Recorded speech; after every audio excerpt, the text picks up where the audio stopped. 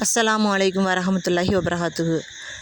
ஒவ்வொருவரும் வீட்டுக்குள்ளார நுழையும் போது என்ன துவா செய்யணும் ஓதணும் அப்படிங்கிறத பெரும்பாலும் தெரிஞ்சு வச்சுருப்போம். எதுவுமே தெரியலனாலும் பிஸ்மில்லா சொல்லியாவது உள்ளே நுழைவோம். அது எல்லாத்துக்கும் ஓரளவுக்கு வழக்கமான ஒன்றாக ஆயிடுச்சு.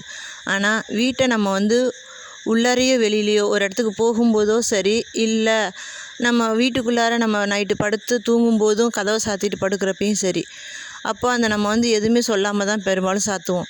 ஆனால் நம்ம வீட்டில் படுத்து தூங்கும்போதும் கதவை சாத்துறப்ப அல்ஹம்துலில்லாஹ் அப்படின்னா, இல்லை பிஸ்மில்லாஹ்னோ அல்லாஹ்வுடைய நாமத்தை கொண்டு நம்ம அந்த வீட்டை சாத்திட்டோம் அப்படின்னா, ஷைத்தான் அந்த வீட்டுக்குள்ளார நுழையிறதுக்கு விரும்ப மாட்டான்.